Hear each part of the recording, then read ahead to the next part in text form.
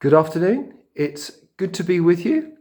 My name's Robert Lovett. I'm the Vicar of All Saints, and I just want to share with you a little bit more from the passage on 1 Peter that I've been looking at for several days now.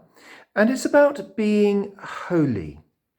Jesus wants the church, called by his name, to shine out brightly like lights to a world trapped in darkness, to show a better way. Let me read to you 1 Peter chapter 1 and verses 13 to 16. Therefore, with minds that are alert and sober, set your hope on the grace to be brought to you when Jesus Christ is revealed at his coming. As obedient children, do not conform to the evil desires you had when you lived in ignorance. But just as he who called you is holy, so be holy in all you do. For it is written, be holy, because I am holy. Holy means being set apart, being pure, being righteous. We're not talking about pretentious displays of pious behavior. We're called to be holy because Jesus himself is holy. We're identified with his name. And this is a theme that goes right through the Bible. So several times it's mentioned, for example, in the book of Leviticus. Let me read to you Leviticus 20, verse 26. You are to be holy to me, because I, the Lord, am holy, and I have set you apart from the nations to be my own. And this was God's original purpose for Israel, which sadly they failed lamentably to be. Now, in the midst of the present COVID-19 pandemic, we're concerned for people. We're concerned for people living alone. All sorts of issues and problems surround us. Mental health issues are considerable at the moment. Other people feel cooped up for weeks on end with the same people. Irritation can creep in. There seems to be no escape. Mary and I sometimes describe it as Groundhog Day. Every day seems to be a little bit the same. And so the call to holiness in this context may seem idealistic.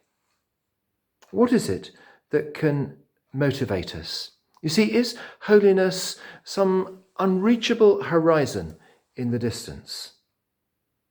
Well, it's helpful to know where Peter is going in his letter, and that can help with our motivation. So in the next chapter, he writes these words: You are a chosen people, a royal priesthood, a holy nation, God's special possession, that you may declare the praises of him who called you out of darkness into his wonderful light. We are ambassadors for Jesus. Whenever we interact with others, we represent our Lord, we represent Jesus. And if an ambassador is duplicitous or corrupt, he or she is no use to anyone. Peter in his letter calls us to be alert, sober, people of hope, looking to grace, looking to Jesus' return, obedient, not conforming to evil desires, living in the light and not in ignorance, being holy because Jesus is holy. It's a mistake to think that we're going to win people for Jesus just by trying to be like them, by trying to be cool or do the things that they do. We can chase after the idols of the world, which in one shape or form consist of money, sex and power. And as we chase after them, as the world is, we're mistaken if we think, well, the world will suddenly be impressed by what we're doing. The church has so often adopted every ungodly practice of the greedy world around us.